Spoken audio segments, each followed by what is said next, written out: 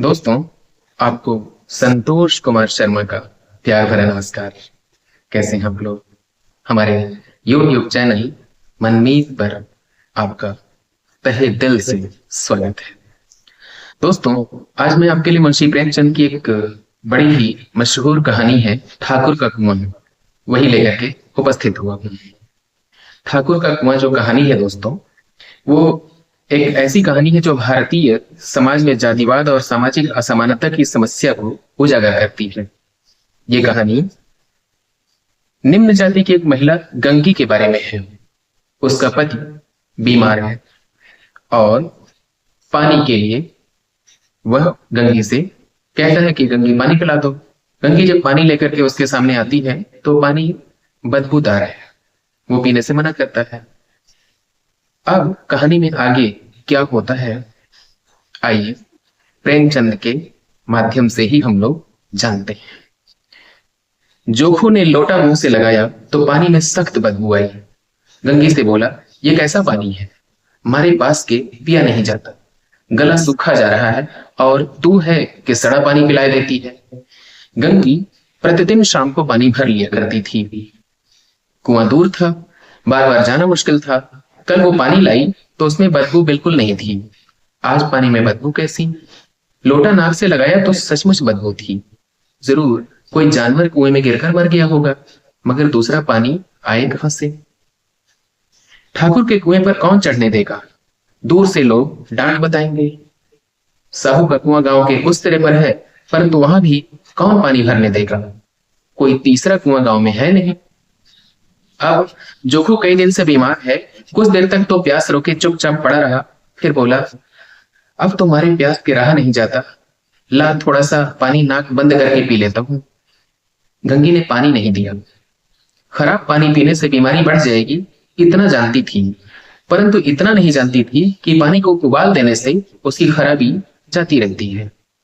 बोली, ये पानी कैसे पियोगे, न जाने कौन सा जानवर मरा है, कुएं से मैं दूसरा पानी ला देती हूँ। जोखू ने आश्चर्य से उसकी ओर देखा। पानी कहां से लाएगी? ठाकुर और साहू के दो कुएं तो हैं, क्या एक लोटा पानी ना भरने देंगे? हाथ पांव तोड़वा आएगी और कुछ ना होगा, बैठ चुपके से, ब्रह्म देवता आशीर्वाद देंगे, ठाकुर लाठी मारेंगे, साहू जी एक के 5 लेंगे। गरीबों का दर्द कौन समझता है? हम तो मर भी जाते हैं तो कोई द्वार पर झांकने नहीं आता, कंधा देना तो बड़ी बात है, ऐसे लोग कुएं से पानी भरने देंगे? इन शब्दों में कड़वा सच था। गंगी क्या जवाब देती, किंतु उसने वह बदबूदार पानी पीने को ना दिया। रात के 9 बजे थे। थके मादे मजदूर सो चुके थे। ठाकुर के दरवाजे पर 10-5 बेफिक्रे जमा थे। मैदानी बहादुरी का तो अब न जमाना रहा है न मौका। कानूनी बहादुरी की बातें हो रही।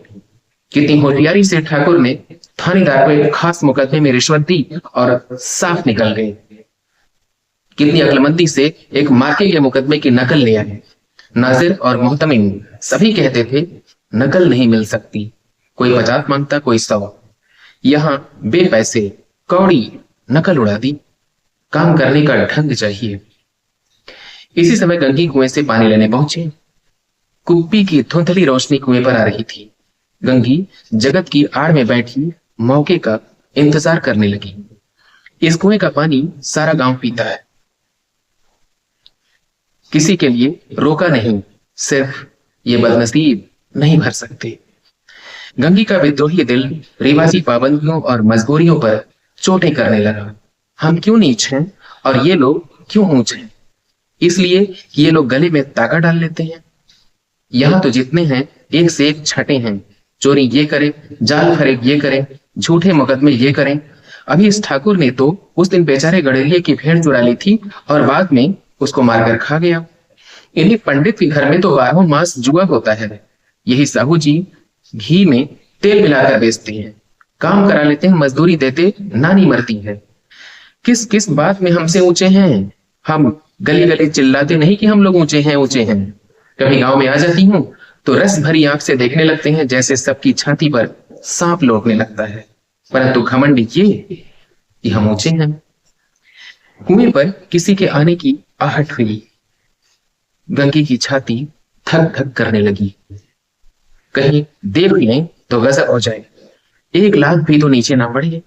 उसने घड़ा और रस्सी उठा ली और झुककर चलती हुई एक वृक्ष के अंधेरे साये में जाकर खड़ी हो गई। कब इन लोगों को दया आती है किसी पर। बेचारे महबूब को इतना मारा कि महीनों लहू थूकता रहा, इसीलिए तो कि उसने बेगार ना दी थी। इस पर ये लोग ऊंचे बनते हैं। कुएं पर स्त्रियां पानी भरने आई थी, इनमें बातें हो रही थी। खाना खाने चले और हुक्म हुआ कि ताजा पानी भर लाओ। घड़े के लिए पैसे नहीं हैं। हम लोगों को आराम से बैठे देखकर जैसे मर्दों को जलन होती है। हाँ, ये तो ना हुआ कि कलसिया भरकर पानी उठा लाते, बस हुक्म चला दिया कि ताजा पानी लाओ, जैसे हम लौंडियां ही तो हैं। लौंडियां नहीं तो और क्या हो तुम? रोटी कपड़ा नहीं पाती हो, 10-5 रुपए भी छीन झपट कर ले ही लेती हो। और लौंडियां कैसी होती हैं? मत लजाओ दीदी, छिन भर आराम करने को जी तरस कर रह जाता है। इतना काम किसी दूसरे के घर कर लेती तो इससे कहीं आराम से रहती। ऊपर से वह एहसान मानता, यह काम करते करते मर जाओ, पर किसी का मुंह ही सीधा नहीं होता।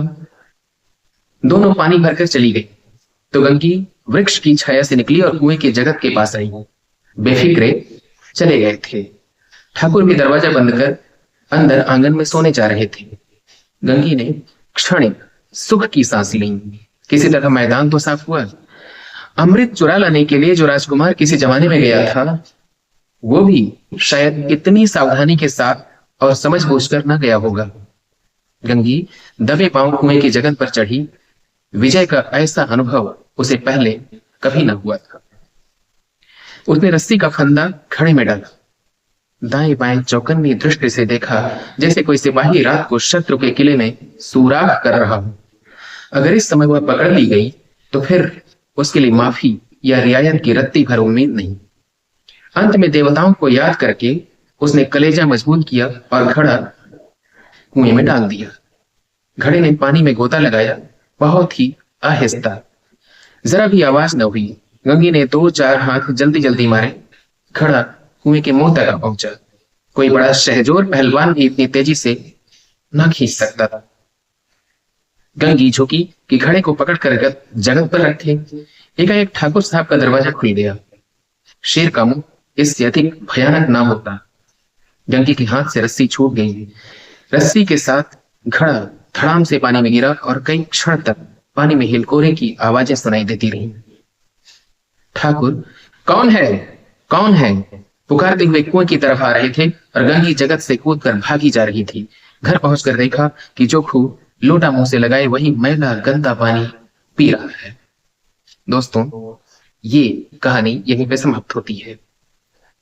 तो भारत के समाज का एक विद्रूप चेहरा मुंशी प्रेमचंद ने इस कहानी के माध्यम से हमारे समक्ष प्रस्तुत किया है।